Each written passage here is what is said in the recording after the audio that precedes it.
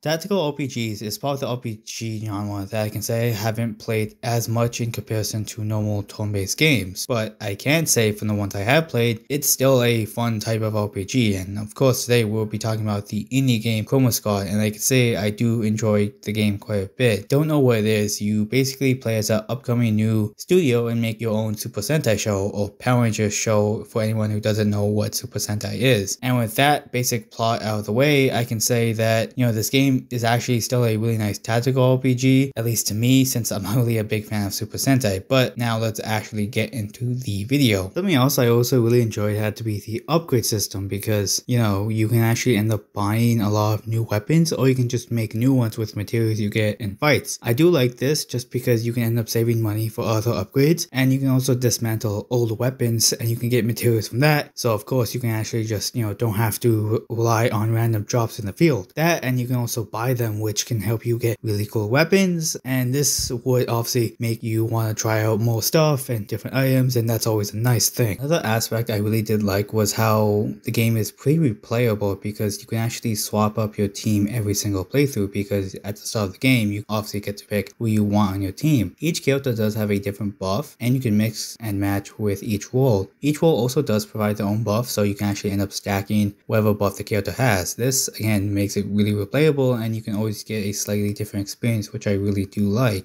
I also did enjoy the music of the game, especially the battle music. It's really upbeat and super enjoyable. I also do like the title screen music because it sounds like an anime opening, and I just love that. The music also used in the studio is really calming and nice, and overall the music is just really good. Honestly, I still would say this is a really good game just to sit down and relax to, just because of how heartwarming it is, I guess, and just how calming everything is. And I still say if you're looking for a pretty good tactical RPG, this game is worth a shot. But of course there are still some parts I didn't really enjoy as much, and one of those has to be the story. I do know it's heavily based off Super Sentai shows, and honestly I would imagine people who enjoy those type of stuff would get more of a kick out of it, but for me it doesn't really stick. It does have some big old plot threads, like the leader being full of himself and everyone not liking it, and then your old producer tries to shut your show down. It just doesn't really have much impact to me, and I feel it doesn't really get taken as seriously. I'm fine with a more relaxed story, it's just it doesn't really do it for me. I probably feel it's because I'm not really a big fan of Super Sentai shows, but frankly I can't really say. And another big part of the game is the characters, and frankly I don't really care for any of them. They are entertaining to see them interact, but they don't really have much depth, and I don't really think any of them really stand out, other than maybe they say a few funny lines here and there.